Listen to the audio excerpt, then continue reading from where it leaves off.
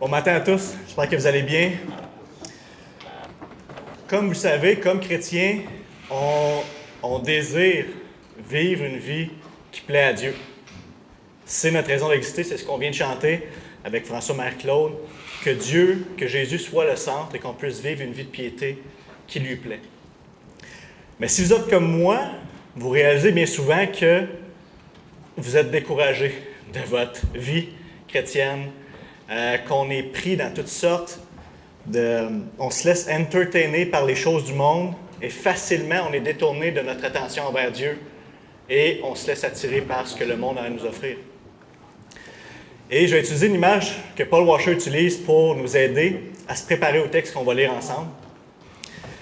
Paul Washer disait, il y a un frère qui vient le voir et qui lui dit « Pasteur, j'arrive pas... » Puis c'est une image, c'est pas la réalité. Il dit « Je comprends pas pourquoi j'ai le front, à chaque matin je me lève, j'ai le front qui saigne. » Puis là il dit « Ah, c'est étrange, écoute, je vais te suivre dans ta vie, je vais essayer de remarquer pour quelle raison. » Fait que là, il le suit, puis il va avec lui, puis il dit, il regarde l'homme, puis il fait ses affaires, il va travailler, il fait ça tout normalement, puis le soir, avant de se coucher, il va devant le mur de béton, puis il se tape la tête dans le mur. 2 fois. Puis ça va se coucher. Puis là, il se réveille, puis il est comme, « Ah, quel temps! Oh, ça fait mal le lendemain matin, ça saigne. » Fait que là, en s'assoyant avec lui, il dit, « Écoute, mon jeune homme, je pense que j'ai trouvé la raison de pourquoi tu saignes du front. » Il lui dit, chaque soir, avant de te coucher, tu te tapes la tête contre le mur de béton.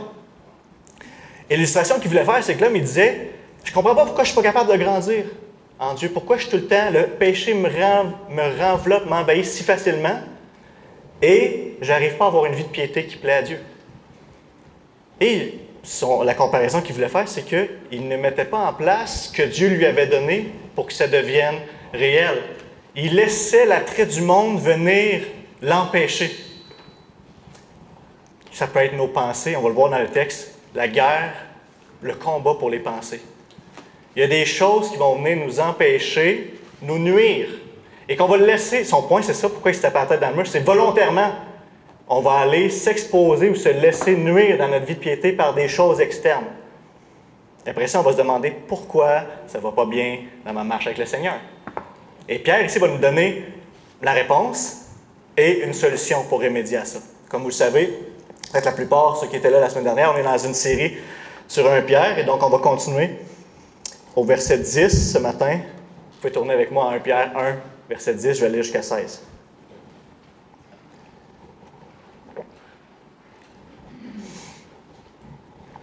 « 1 Pierre 1, verset 10 à 16. Les prophètes qui ont parlé de la grâce qui vous était réservée ont fait de ce salut l'objet de leurs recherches et de leurs investigations. Ils cherchaient à découvrir l'époque et les circonstances indiquées par l'Esprit de Christ qui était en eux, lorsqu'ils attestaient d'avance les souffrances du Messie et la gloire dont elles seraient suivies. Il leur a été révélé que ce n'était pas pour eux-mêmes, mais pour vous qu'ils étaient au service de ce message.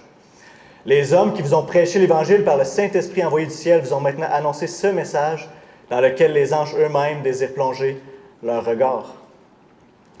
C'est pourquoi, tenez votre intelligence en éveil, soyez sobres et mettez toute votre espérance dans la grâce qui vous sera apportée lorsque Jésus-Christ apparaîtra. En enfants obéissants, ne vous conformez pas aux désirs que vous aviez autrefois quand vous étiez dans l'ignorance. Au contraire, puisque celui qui vous a appelé est saint, vous aussi soyez saints dans toute votre conduite. En effet, il est écrit, vous serez saints car moi, je suis saint. Prions ensemble. Seigneur notre Dieu, Père, tu es saint.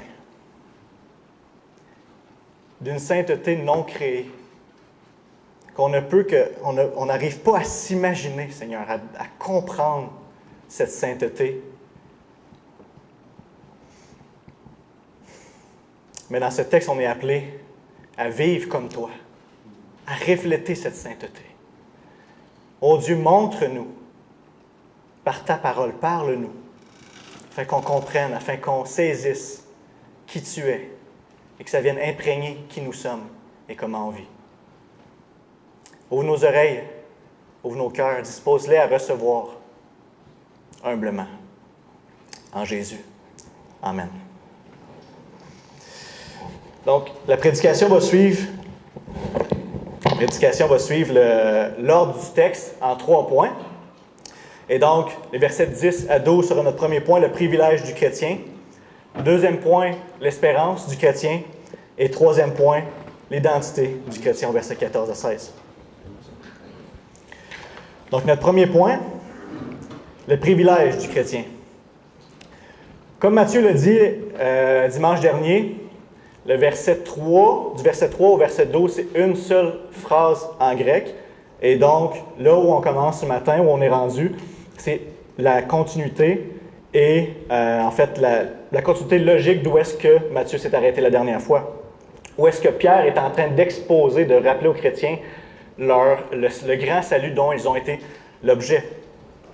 Et à ce stade-ci, à partir du verset 10 au verset 12, Pierre, ce qu'il veut faire, c'est leur démontrer, les convaincre en fait que, comme vous vous rappelez, ce sont des chrétiens qui vivent un temps de souffrance et d'épreuve à cause de leur foi en Christ. À cause de ce qu'ils ont cru, ils souffrent énormément, ils ont des épreuves. Il veut leur montrer, les convaincre que, malgré ça, ils ont un grand privilège. À la fois historique, il va les comparer avec les prophètes de l'Ancien Testament, mais à la fois aussi cosmique. En termes de création de Dieu, il va les comparer aux anges aussi. Mais allons-y verset par verset pour voir de quelle manière il s'y prend. Et remarquez premièrement avec moi comment il parle du salut.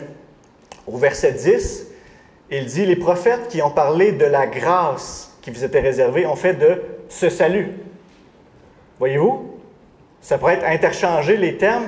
Pour Pierre, le salut ou la grâce, c'est les mêmes termes. Et donc, son point ici encore, pour nous, tout est par grâce. Le salut, c'est de grâce. On ne mérite absolument rien de ce que Dieu a fait pour nous. On était en fait l'inverse. Si Dieu nous donnait ce qu'on méritait, c'était sa juste colère envers nous qui avons péché, c'était rebellé contre Dieu. Mais Dieu nous a fait grâce à nous. Et ça, c'est quelque chose que Pierre veut mettre l'accent ici, en utilisant ce terme pour parler du salut. Ils ont fait de ce salut l'objet de leur recherche et investigation. Ici, ça dénote un travail qui est acharné, ce n'est pas passif, c'est une recherche qui est zélée pour découvrir quelque chose qu'on désire ardemment. Parce qu'ils avaient réalisé à quel point c'était glorieux. Ils voyaient que c'était le moment de l'accomplissement des promesses de Dieu, qu'ils attendaient depuis les patriarches avec Abraham, Isaac, Jacob et le peuple de Dieu, qu'ils attendent un Messie qui allait venir les libérer, apporter l'accomplissement des promesses de l'Esprit dans les chrétiens. C'est le point culminant de l'œuvre de rédemption et c'est ce à quoi ils regardaient et c'est ça qu'ils espéraient autant. Et donc, d'où le privilège historique ici.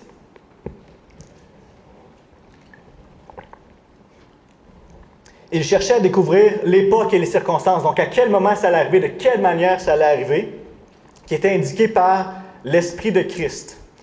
Et ici, il y a un point important. Remarquez, l'Esprit de Christ qui était en eux lorsqu'ils, singulier. Alors, ce n'est pas les prophètes qui attestaient, mais c'est l'Esprit de Christ, il, singulier, qui attestait les souffrances et la gloire qui allait venir.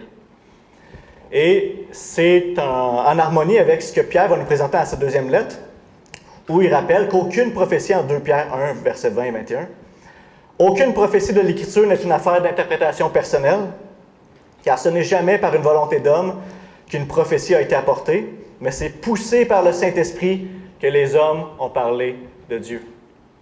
Alors ici, ça renforce une autre fois l'aspect de l'inspiration de toute l'Écriture, que oui, c'est des hommes qui ont écrit la Bible, mais c'est Dieu qui a souverainement orchestré, dirigé, supervisé à ce que tout ce qui est écrit soit sa parole et autoritaire pour nous comme chrétiens.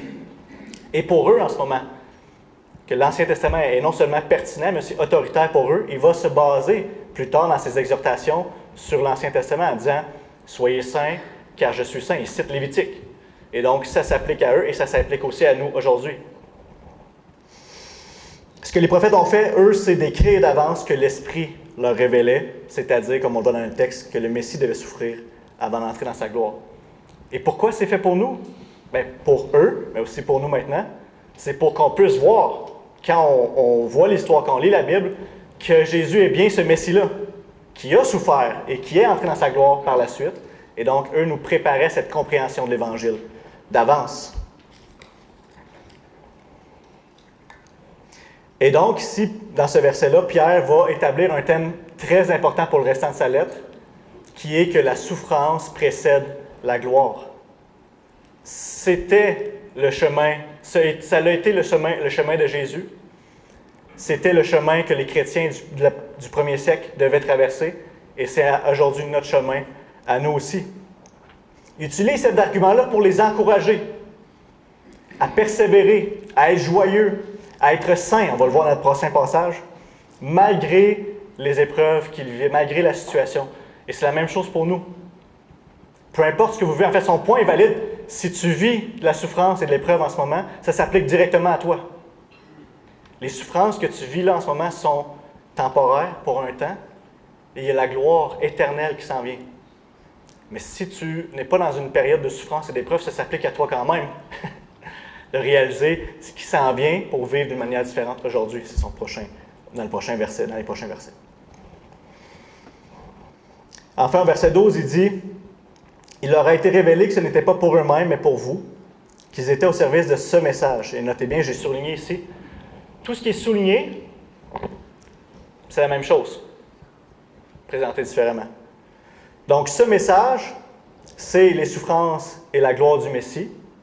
C'est la grâce qui était réservée, c'est le salut, et c'est, comme on peut voir en sandwich entre les deux, ce message, c'est l'Évangile. Et on lit ici,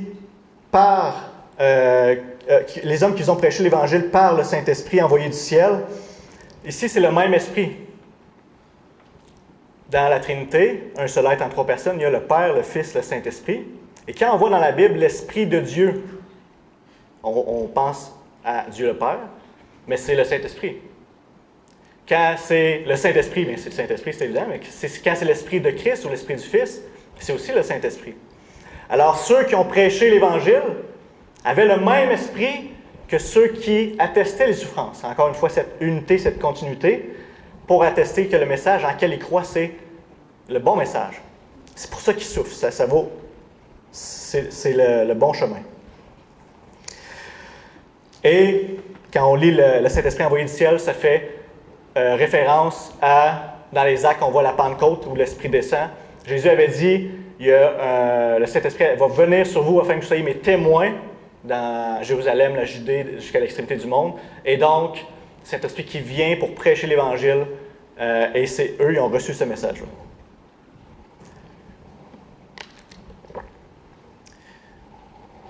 Maintenant, quand on lit que les anges...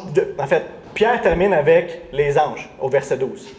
Et donc, c'est son point culminant. C'est ce qu'il veut mettre en lumière le plus dans son passage ici. Et on voit que les anges désirent. Le terme qui est traduit ici dénote vraiment une aspiration interne, intense et continuelle de quelque chose. On voit, c'est quoi ce quelque chose? C'est de plonger leur regard. Et encore une fois, c'est une expression qui est utilisée, qui démontre un intérêt très fort et qui signifie littéralement se pencher au-dessus pour observer quelque chose de plus près. Et c'est le terme qui est utilisé. Pierre sait quel terme il utilise. C'est le terme qui est utilisé dans les évangiles en Luc et en Jean quand Jésus est ressuscité et Pierre va au tombeau et il se penche pour observer les languettes du Seigneur. Il observe Jésus est ressuscité, il n'est plus là. Il utilise la même expression grecque de se pencher pour observer. Il est très, très, très curieux de ce qui est arrivé. Il utilise le même terme ici pour les anges, pour démontrer un intérêt qui est très fort. Donc, on voit un point ici que Pierre nous montre, qu'on voit ailleurs, comme quand on voit dans Luc 15, 10, où on lit qu'il y a de la joie parmi les anges de Dieu pour un seul pécheur qui se repent. C'est pas juste un terme cute pour montrer que c'est le fun quand quelqu'un se repent.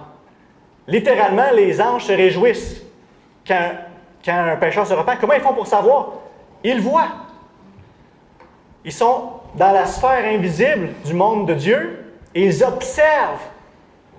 Ils observent notre monde à nous et ils s'émerveillent de l'Évangile, de ce que Dieu fait dans l'œuvre de la grande rédemption. Eux, ils voient, ils n'ont pas une connaissance d'avance. Ils le voient se dérouler dans le temps. Ils ont vu Dieu s'incarner.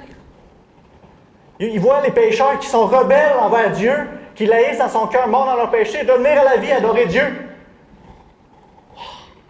Ils capotent. Ils cherchent à mieux comprendre. L'Évangile, c'est incroyable pour nous, c'est incroyable pour tous ceux-là qui l'entendent, qui le voient, mais pour eux encore plus. Savez-vous pourquoi? Avez-vous déjà considéré, pour eux, là, il n'y a pas de rédemption possible. Les anges qui se sont rebellés contre Dieu n'ont pas accès au salut. Ils sont condamnés. Ils reçoivent, comme je disais tantôt, ce qui nous était destiné. Eux, la grâce, ils n'ont pas connu ça, personnellement. Alors quand ils voient la grâce en nous, c'est nouveau pour eux. Ils découvrent quelque chose de Dieu qu'ils n'ont pas vécu eux-mêmes dans leur race angélique.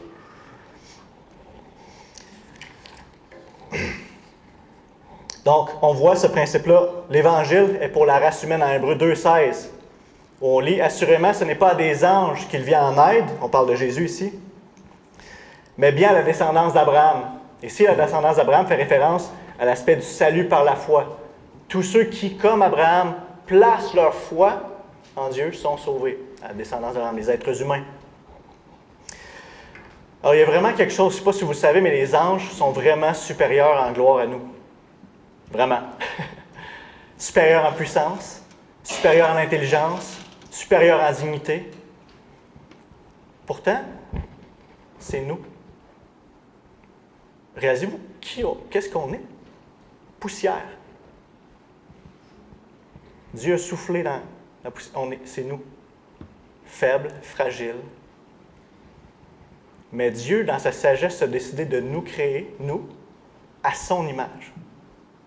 Et c'est cette chose en nous que Dieu chérit d'une manière qu'on ne peut pas comprendre et que les anges veulent comprendre. À son image. C'est tellement précieux l'être humain que Jésus est venu, la deuxième personne de la Trinité, le Fils de Dieu est venu sur terre prendre un corps humain. Et il le garde encore aujourd'hui dans un corps glorifié pour l'éternité. Il y a quelque chose de vraiment spécial avec l'être humain, avec nous. Parfois, les gens vont dire, mais Dieu était obligé de nous sauver parce qu'il est amour. Dieu doit agir conformément à son caractère. C'est triste parce que c'est vrai ce qu'il vient de dire. Dieu doit agir conformément à son caractère, mais ce n'est pas parce qu'il est amour qu'il doit sauver. On le voit très bien parce que les anges n'ont pas été sauvés et il aime les anges aussi. Non, Dieu avait quelque chose de particulier avec nous. Et Dieu nous a fait magnifier sa personne, son caractère dans l'Évangile, qu'il n'avait pas fait avec les anges, de montrer sa grâce et sa miséricorde. Dieu ne nous devait rien. Dieu le fait par pure grâce. C'est le point aussi de Pierre ici. Je veux que vous réalisiez ce matin l'amour de Dieu manifesté dans la croix. Pour des êtres pécheurs, s'il y en a bien qui mériteraient d'être sauvés, ça aurait été les anges. Ou ça serait des bonnes personnes. Mais qu'est-ce que Dieu dit de nous avant qu'on soit sauvés? On était ennemis de Dieu. On haïssait Dieu. Et pourtant, pour nous, il est venu. Peut-être qu'en ce moment, tu vis tellement de souffrance, que ta vie est tellement rocambolesque d'épreuves, tu es découragé, et tu te dis, ça ne se peut pas que Dieu s'intéresse à moi, ça ne se peut pas que Dieu m'aime. Dieu a prouvé son amour, Romains 5, 8. Dieu prouve son amour en ce que, alors que nous étions encore pécheurs, Christ est mort pour nous. Pour toi. Pour toi qui étais pécheur, qui haïssait Dieu. Dieu est venu à toi. On a l'impression que des fois que la souffrance est étrangère. S'il fallait que le Fils de Dieu souffre, passe par cette souffrance avant d'aller à la gloire, qui n'échappe pas aux conséquences d'un monde brisé par nous, c'est notre faute. Nous non plus, on n'y échappe pas. Et Dieu a dû regarder son Fils avec ton péché sur lui. Détourner le regard en haine, en horreur, pour châtier son Fils, déverser sur lui toute l'ampleur de sa colère sans retenir une seule goutte. pour toi. Et des fois, on se dit, mais le Père a envoyé son Fils. Oui, mais le Fils est venu. Ils ont une et seule même volonté. Le Fils n'est pas venu à reculons. Jésus n'est pas venu à reculons pour te sauver. À Hébreux 2, 12, 3, on lit, juste après le verset que Jacques nous a présenté, « En échange de la joie qui lui était réservée, il a souffert la croix en méprisant la honte qui s'y attachait et s'est assis à la droite du trône de Dieu. » En échange de la joie. Quelle joie! En échange de la joie de t'avoir avec lui pour l'éternité. En échange de pouvoir partager sa gloire avec toi, de pouvoir t'appeler son frère, sa sœur. Il est venu parmi nous se faire un des nôtres. Et il n'a pas honte de nous appeler ses frères et sœurs. Pourquoi on est fils de Dieu? C'est parce que le Fils de Dieu a été notre représentant, qu'on est adopté en lui. Pourquoi on a un héritage dans les cieux? C'est son héritage. Il est venu le partager avec nous.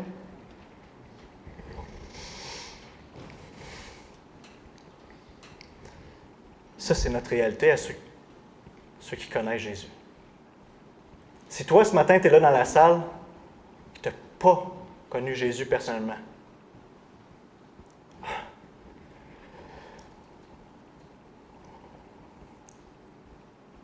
réalise l'amour de ton Créateur. Vois comment il t'a aimé. Retourne au berger de ton âme. Arrête d'endurcir ton cœur. Notre cœur ne veut pas aller, mais lui nous attend. Vois ses plaies dans ses mains, clouées sur le bois pour des pécheurs. Christ n'est pas venu pour des justes, mais pour des pécheurs. Vois son trou dans le côté, percé pour toi, et va à lui. Il ne met pas dehors ceux qui vont à lui humblement.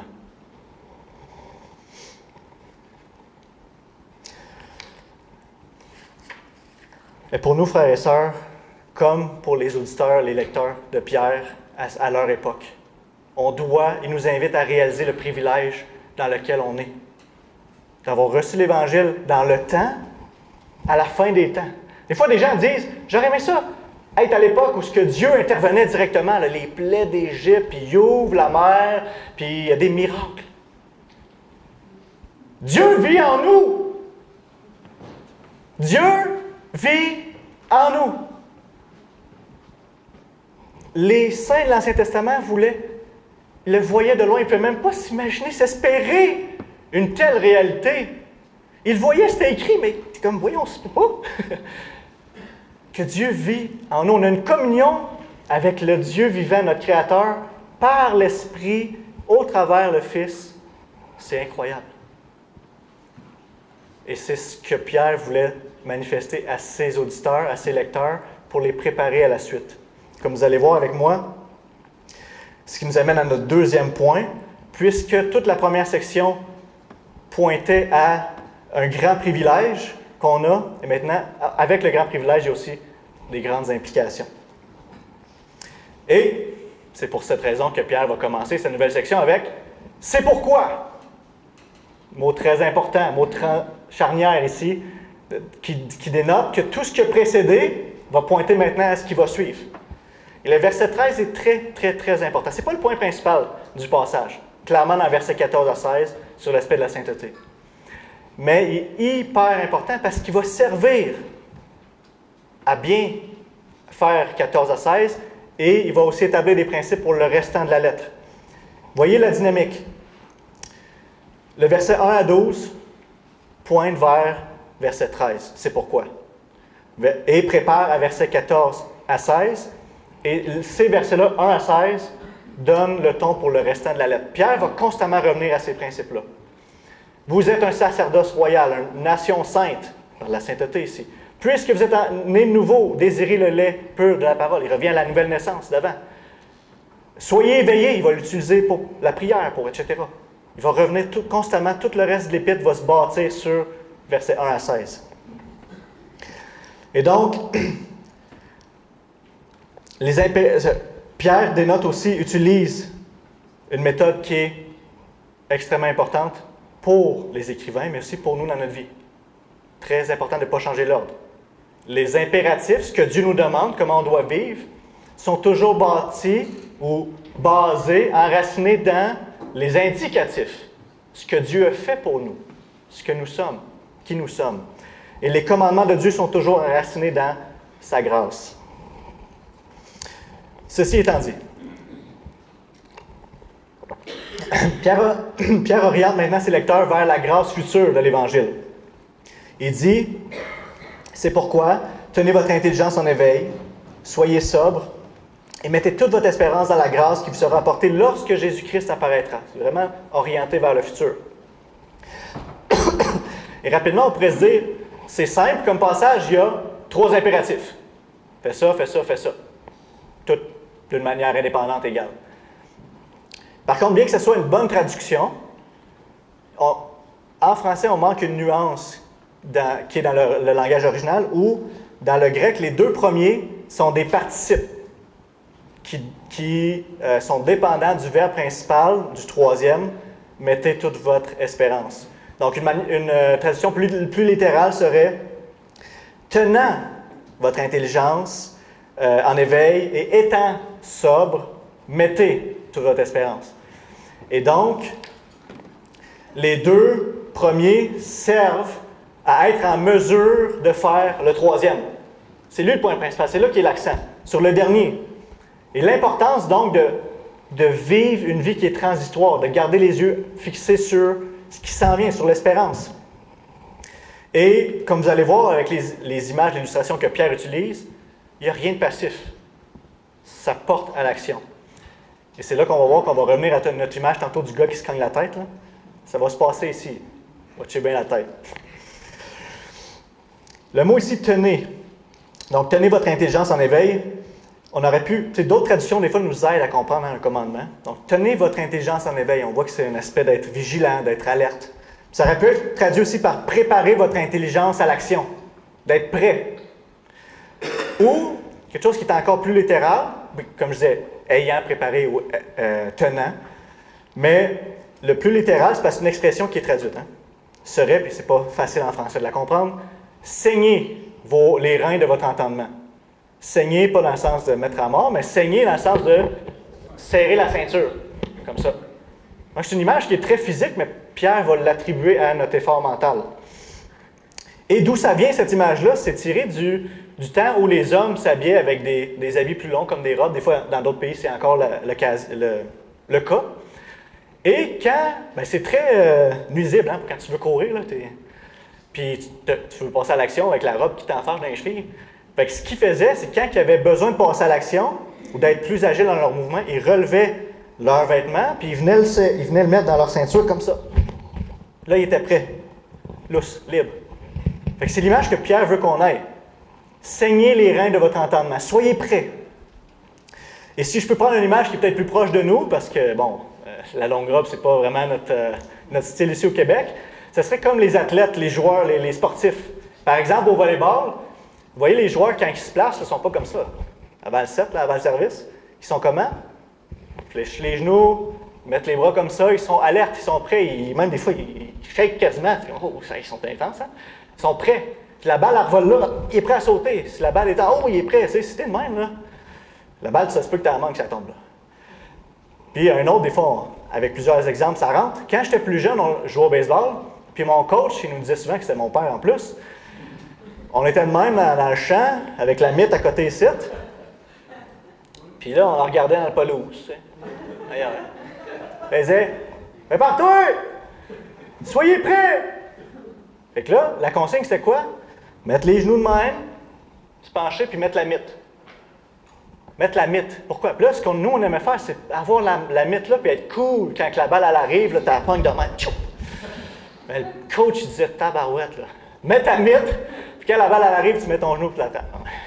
Fait que d'être prêt, de lever la mythe. C'est l'image que je veux que vous reteniez ici. Puis c'est une question que j'ai à vous poser. Comme vous voyez, c'est pas passif. Et comme je rappelle, c'est pas le point principal, mais ça sert à faire le point principal qui va démettre notre espérance. Et donc, on doit être alerte, vigilant, prêt.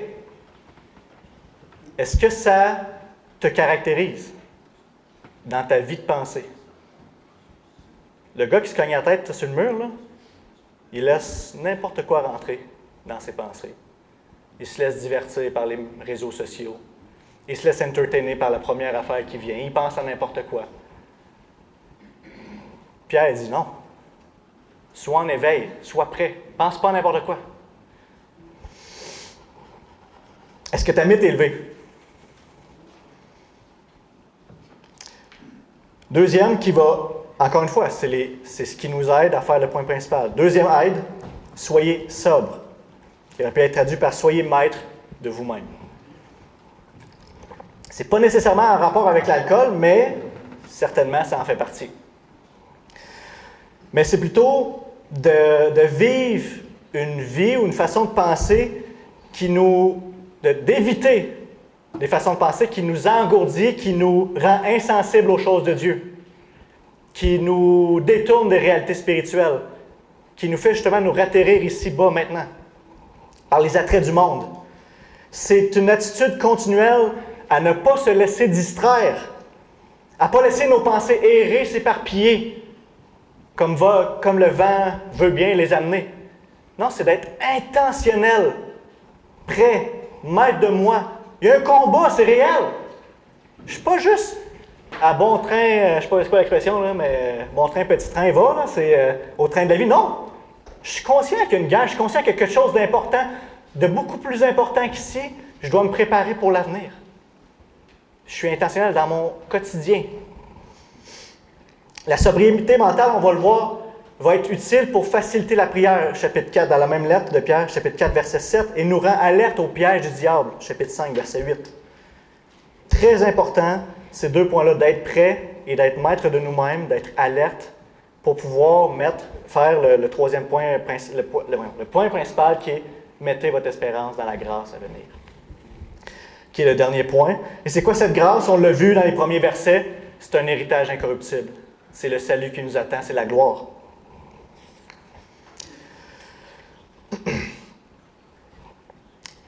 Et donc, comme je l'ai dit, en fait, comme Pierre l'a dit, s'il dit toute votre espérance, des fois, tout, il peut porter à interprétation. C'est toute l'humanité, ou c'est tout le genre, tous les genres, etc., whatever.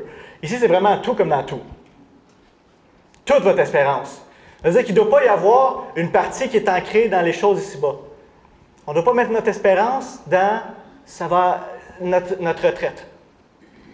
Ou dans si je retrouve la santé. Ou pas que ce ne soit pas des bonnes choses.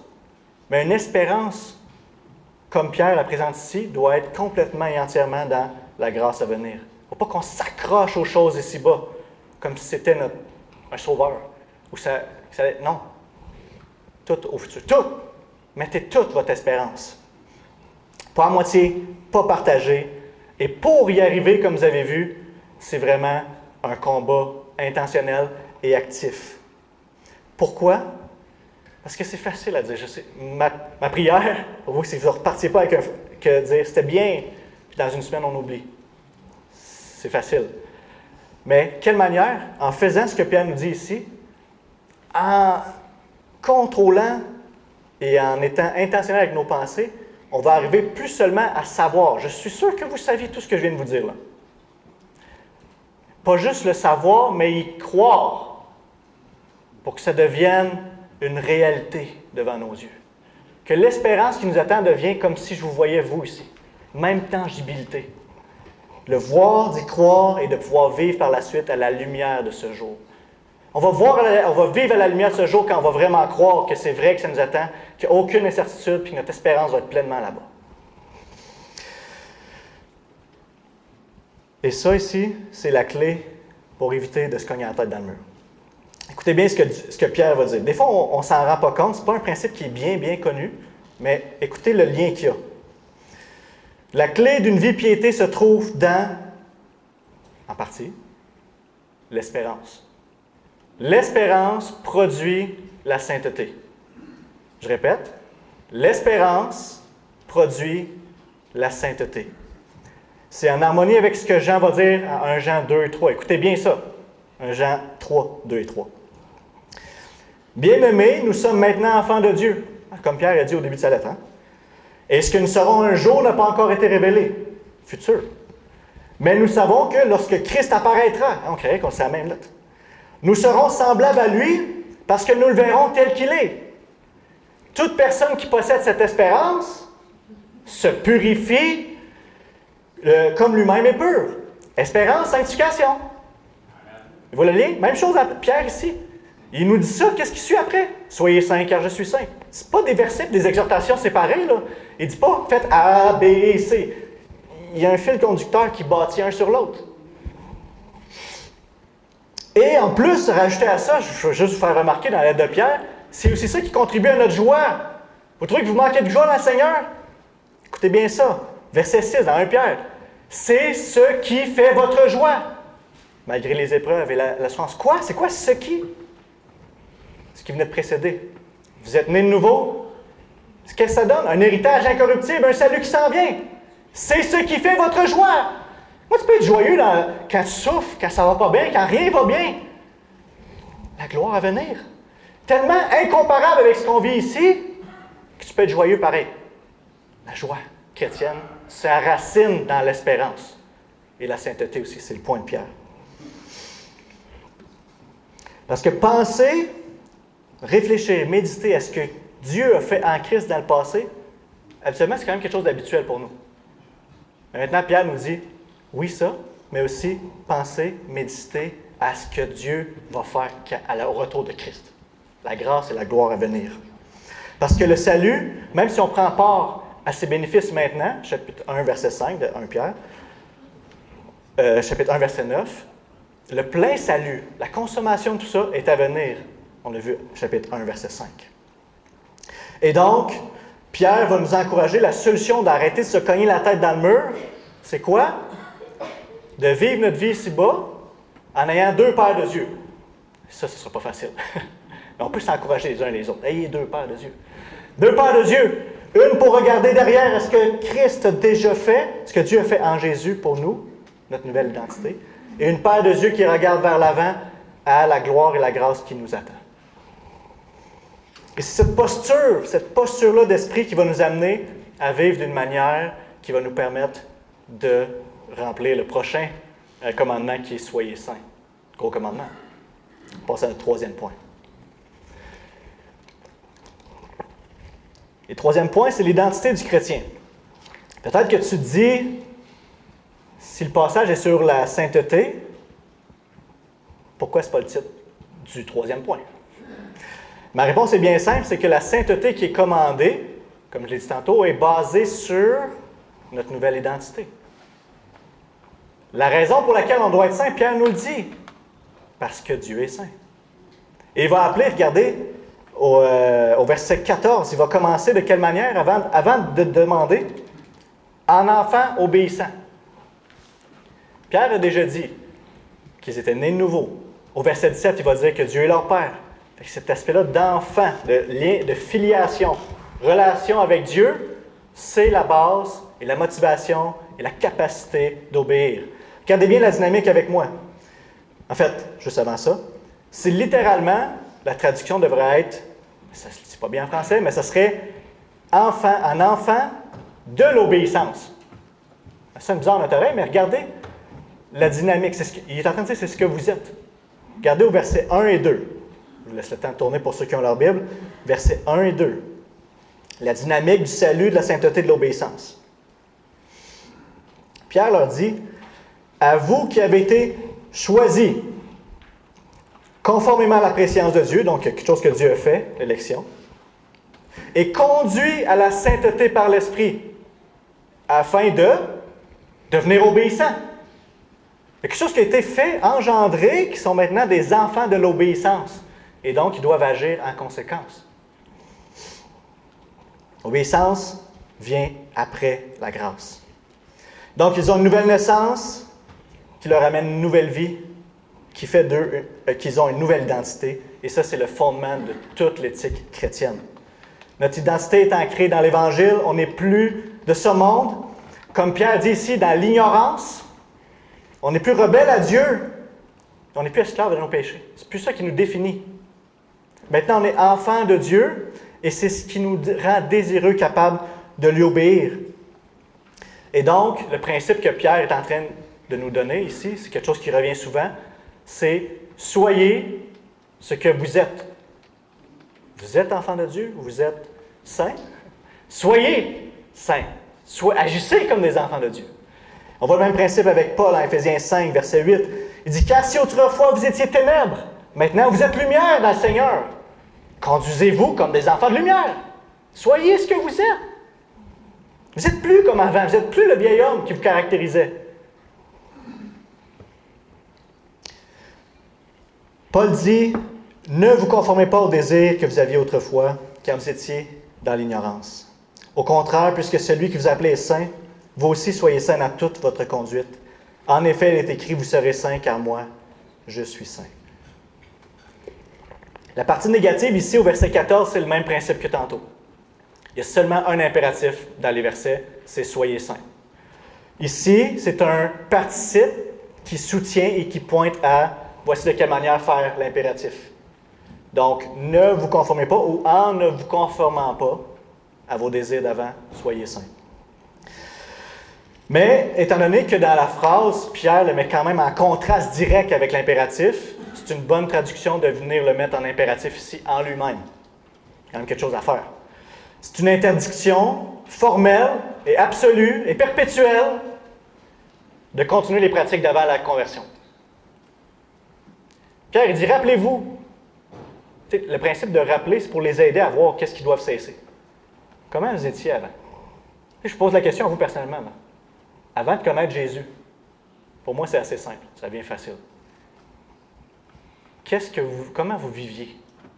À quel péché, désir mondain et rebelle à Dieu vous laissiez emporter? Est-ce que c'était le mépris des autres? Est-ce que c'était de bavasser au travail, de faire de la médisance? Est-ce que c'était d'être égoïste, de penser, centré sur soi? Bien, Pierre, il dit, cesse, fini, coupure. Ça, c'est le vieil homme. Fini. L'exhortation, là, c'est complète. Cesse. C'est ça que ça veut dire. Mais, il y a quand même une vérité très intéressante, implicite. C'est pas dit comme ça, mais c'est implicite. Si Pierre nous demande d'arrêter de nous conformer au désir d'avant la conversion, ça veut dire qu'on peut encore le faire. Alors, il y a même ici le principe de, oui, on est né de nouveau. Oui, Dieu nous a donné un nouveau cœur pour pouvoir l'aimer, lui obéir, mais il y a encore cette nature pécheresse qui est accrochée après notre cœur, après le cœur du croyant, le vieil homme, comme la Bible l'appelle. Et donc, on a la capacité maintenant de lui obéir, mais on a quelque chose à l'intérieur de nous qui nous amène à lui désobéir. Et on doit remplacer d'une manière très active. Si on ne fait rien, c'est le vieil homme qui gagne. Ça, c'est sûr. Très active. Écoutez bien comment c'est un combat, à la mort. Très sérieux, à la mort. Écoutez bien. Pierre, même, je reste dans Pierre 2, 11, il va dire, « Bien-aimés, je vous encourage en tant que résident temporaire et étranger sur la terre. » Encore une fois, cet aspect-là d'être temporel dans le temps. « À vous abstenir des désirs de votre nature propre qui font la guerre à l'âme. » Qui font la guerre à l'âme. C'est pas léger. Dans Romains 7, on voit ce même principe-là où Paul dit, je désire, j'ai une loi dans mon intelligence qui aime Dieu, qui veut faire ce que Dieu désire, mais j'ai dans mes membres une loi qui m'amène à vivre, à faire des choses que je n'ai pas envie de faire. C'est quoi ça? Il dit, c'est comme un corps de mort que je traîne avec moi. En Romains 8, 13, il va dire, si vous vivez, il parle des chrétiens, si vous vivez en vous conformant à votre nature propre, le vieil homme, vous allez mourir. Vous allez mourir. Mais si par l'Esprit vous faites mourir les manières d'agir du corps, vous vivrez. J'exagère pas en disant que c'est une guerre à mort. Là. Dès notre conversion, on est dans un combat perpétuel avec le péché. Si on s'endort puis on s'en va au mur, puis qu'on se cogne, on va mourir. Puis on va dire, pourquoi je ne suis pas capable de vivre plus pour Dieu? Pourquoi ma vie de piété est tout croche de même? Arrête de te cogner sur la tête sur le mur. Puis fais ce que Dieu t'a donné pour que ça puisse aller mieux. Comme ça ici.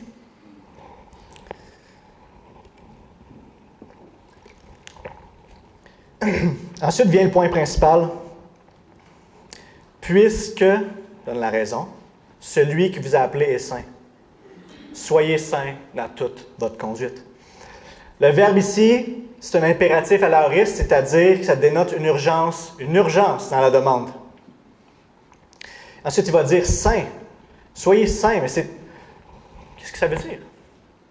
Le verset 14, bien sûr, comme on vient de voir, nous aide à comprendre c'est quoi être saint. On voit qu'il y a une séparation d'avec le monde, un mode de vie de péché, on doit se séparer de ça. Ça fait partie de ce que ça veut dire être saint. On ne doit plus laisser nos désirs malsains nous guider. Mais ce n'est pas juste ça, être saint. Parce que, comme je l'ai dit tantôt, Pierre l'a mis en contraste avec, et donc il y a une valeur positive à être saint. Ce n'est pas juste de ne pas se conformer à nos désirs, il y a quelque chose aussi en tant que tel. Des fois, on est mélangé comme chrétien à se demander qu'est-ce que ça veut dire être saint. Parce que tu te dis, je ne suis pas saint, il me semble que je pêche encore. Pourtant, la Bible dit, je suis saint. La Bible dit, je suis saint, mais elle dit, sois saint. Donc là, c'est interdit un peu de dire, c'est quoi ça veut dire? Ben, c'est qu'il y a deux définitions à la sainteté. La première, ça veut dire être mis à part pour Dieu, appartenir à Dieu, ce qu'on appelle la sainteté positionnelle. On est saint, parce que Dieu nous a séparés, Dieu nous a sauvés, on lui appartient. Alors là, on peut dire, nous sommes saints. Et ça, c'est une œuvre qui a été faite une fois pour toutes par le Saint-Esprit. On voit le principe en Lévitique 20, verset 26, où Dieu dit, « Vous serez saints pour moi, car je suis saint, moi l'Éternel. Je vous ai séparés des autres peuples afin que vous m'apparteniez. » L'appartenance à Dieu entraîne des obligations de sainteté. La deuxième définition, c'est d'être rendu de plus en plus saint. C'est ce qu'on appelle la sanctification progressive qui commence dès notre conversion et jusqu'à temps qu'on meurt, qui ne sera jamais parfaite. Et là, on peut dire, « Ouais, je ne suis pas très saint. » Premier, on est saint. Deuxième, on n'est pas très saint. Et c'est aussi une œuvre qui est en train d'être faite par le Saint-Esprit. Vous avez sûrement déduit que le commandement qui nous est demandé ici, ce n'est pas en lien avec la première définition. Il ne dit pas « Soyez séparés par Dieu ». C'est déjà fait, ça. Il est en train de dire, de nous commander de vivre la deuxième définition très activement, mais qui doit être basée et rendue possible par la première. Puisque celui qui vous a appelé est saint, soyez saints. Hein? L'ordre est important. Soyez ce que vous êtes. Rendez visible votre identité. Quand je vous regarde, là, où les gens disent, on nous regarde, ils ne disent pas, elle, c'est une enfant de Dieu. Peut-être qu'il y en a qui disent, mais c'est pas évident. Ils ne disent pas, lui, c'est un enfant de Dieu. Il est saint. Il ne faut pas ça. Mais on doit rendre par notre façon d'être visible qu'on est des enfants de Dieu, des enfants de lumière, des enfants obéissants à l'Éternel. Donc, on doit être comme lui. Comme je disais tantôt, ce n'est pas juste d'arrêter de faire ce qui est mal, parce que ce n'est pas en arrêtant d'être égoïste ou en arrêtant d'être orgueilleux que tu deviens humble. Ce n'est pas en arrêtant d'être égoïste que tu deviens serviteur de tous. Un doit être arrêté pour que l'autre soit vrai. Mais on ne doit pas juste arrêter de faire le mal, mais on doit aussi faire activement le bien, ou rechercher la bonté, rechercher la sainteté. Et Pierre, encore une fois, va dire dans toute votre conduite, et ça démontre la portée de sa demande. Ce n'est pas juste dans un aspect. Des fois, on a à l'église, dans ma famille, quand les gens me voient. Non, c'est partout. En tout, parole, pensée, action, motivation, dans tous les domaines, tous les sphères de notre vie. Au travail avec nos collègues, nos gestions de conflits. Ce n'est pas épargné en silo de « soyez saints ». Sur la route, quand il y a du trafic, je me parle à moi-même, là, soyez saints. À l'épicerie, quand tu prends la file qui a l'air la plus courte, finalement, c'est la plus longue du monde parce que la personne a juste du change. Soyez saints. À l'école, avec tes amis, c'est ton éthique de travail, on ne travaille pas au noir. Ça serait plus payant. Non. On est saints au travail aussi, dans la maison, en famille, partout. Au chalet avec les amis, partout. Donne-moi une situation, oui. Une autre, oui. Partout, toujours. Dans toute votre conduite. Pierre, en d'autres mots, quand il termine au verset 16 en disant « Soyez saints, car je suis saint », c'est en Lévitique, il est en train de dire « Dieu, votre Père, est saint. Vous lui appartenez, comme lui, devenez comme lui, conformez votre caractère au sien. » Et ce n'est pas d'être saint comme Dieu à la même valeur. On ne peut pas être saint comme Dieu là, en termes de valeur, mais saint parce qu'il est saint. Nous aussi, on veut conformer notre caractère à sa ressemblance. Devenir de plus en plus, je peux le paraphraser, comme Jésus. Et, je vais donner un petit point ici. Comment qu'on fait ça? Pierre a déjà dit, se rappeler la grâce passée, regarder vers la grâce future. Mais je dirais aussi dans le présent, ici, en ce moment, de prier, demander, s'attendre au Saint-Esprit. Pourquoi le Saint-Esprit s'appelle le Saint-Esprit? Le Père aussi est saint. Il ne s'appelle pas le Saint-Père. Le Fils aussi, il ne s'appelle pas Saint-Fils. Il y a quelque chose... le Père est saint aussi, là. Le Fils aussi. Entendez-moi bien. Mais il s'appelle le Saint-Esprit, oui, parce qu'il est saint, de base, mais parce que dans sa fonction, il sanctifie. C'est lui qui nous a sanctifiés positionnellement au début. C'est lui qui nous sanctifie en ce moment. En ce moment, c'est l'œuvre de l'Esprit. Le Père a orchestré le salut, le Fils l'a accompli, l'Esprit l'applique dans nos vies. On veut devenir saint? Demandons, dépendons, recherchons l'action du Saint-Esprit dans notre vie. Pour conclure, Pierre nous a donné la clé d'une vie sainte. Si je reviens à mon image du début de se cogner la tête, c'est facile, arrête ça. Premier point. Ensuite, il va dire, vivez d'une manière présentement, en ayant, comme je l'ai dit tantôt, je reviens parce que c'est important, deux paires de yeux. Une paire qui regarde à l'arrière à ce que Dieu a déjà fait pour nous. Nous sommes déjà enfants de Dieu, héritiers d'un royaume. C'est déjà fait. Et maintenant, on veut regarder aussi devant, deux paires de yeux. Une devant qui regarde à la gloire et la grâce qui va venir pour nous. Et c'est ça qui va faire en sorte qu'on va pouvoir être persévérant, saint, joyeux dans notre marche chrétienne et plaire à Dieu. Frères et sœurs, réalisez, on appartient au Dieu trois fois saint. On est à lui.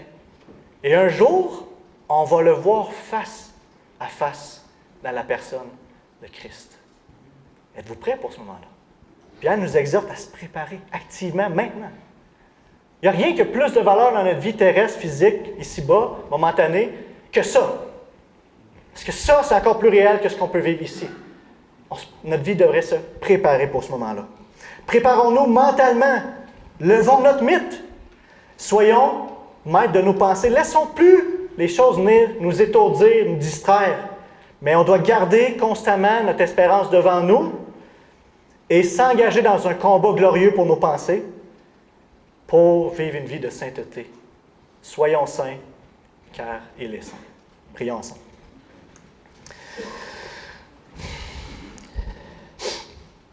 Seigneur, ta parole est claire.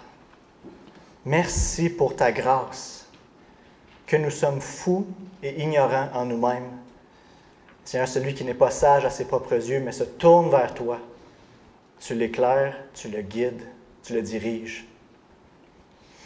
Il n'y a que de bonté, de grâce à tes côtés. Je te loue pour qui tu es. Je te loue de t'avoir fait de nous ton peuple. Et Seigneur, tes exigences ne sont pas lourdes. Ton joug est léger. Ce qui était lourd, tu l'as porté et tu le portes encore pour nous. Ô Jésus, tu es notre grand frère. Tu nous appelles ta famille. Tu nous aimes. Il y a un moment qu'on attend que tu reviennes vers nous. Donne-nous de garder les yeux fixés sur ce moment pour vivre une vie cohérente ici-bas. Ça, c'est un combat qui est tellement grand. Je nous connais, je me connais. J'ai peur, ô Dieu, de remettre mes yeux, mes pensées sur cette vie temporelle. Préviens-nous. Ô Saint-Esprit, viens nous sanctifier, viens nous convaincre, nous amener à croire ces réalités-là et à se battre pour elles. Parce que c'est tellement important. Je te prie ces choses dans le nom de Jésus. Amen. Et en terminant, je veux simplement vous envoyer avec la commission de mon passage en 1, chapitre 1, verset 15. « Puisque celui qui vous a appelé est saint, vous aussi soyez saints dans toute votre conduite. » Mais avec ça, j'ai une belle bénédiction pour vous, qui est tirée de 1 Thessaloniciens 5, verset 23. « Que le Dieu de la paix vous conduise lui-même à une sainteté totale. » C'est son œuvre. On doit y participer, on doit être actif, mais c'est son œuvre. Reposons-nous là-dedans. Bonne semaine.